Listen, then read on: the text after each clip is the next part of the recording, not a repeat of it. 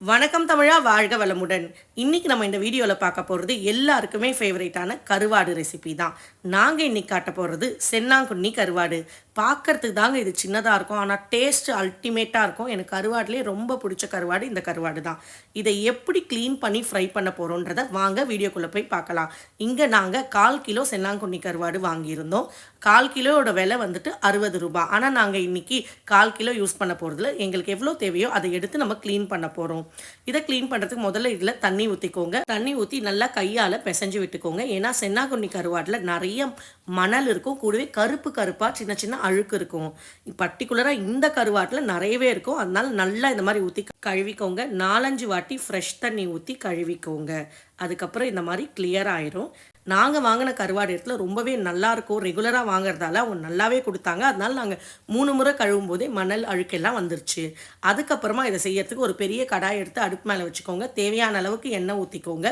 கடுகு உளுத்தம்பருப்புலாம் இதுக்கு எந்த தாளிப்பும் தேவையில்லைங்க.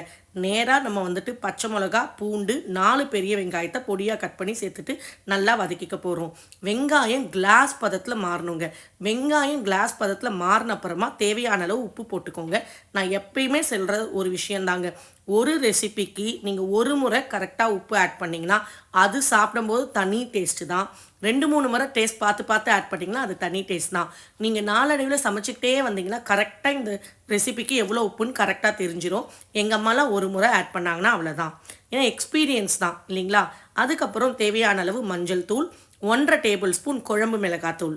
இப்போ நம்ம நல்லா கழுவி வடிகட்டி வச்சுருக்கணுங்க. தண்ணியை அப்படியே தண்ணியிலே ஊற விட்றாதீங்க. வடிகட்டி வச்சுருக்க அந்த சென்னாங்குன்னி கருவாடை எடுத்து இதில் போட்டு நல்லா வதக்கிக்கோங்க. கருவாடு நல்லா வதங்கணுங்க. வதங்கினாதான் டேஸ்ட்டு நல்லாயிருக்கும். இது வதங்கிறதுக்கு மினிமம் 5-8 நிமிஷம் ஆகும். நீங்கள் தண்ணியெல்லாம் எதுவும் தெளிக்க வேணாம், ஊற்ற வேணாம், எதுவுமே செய்ய வேணாம். பாருங்கள், 5-8 நிமிஷம் கழித்து இந்த மாதிரி மாறிடுச்சு.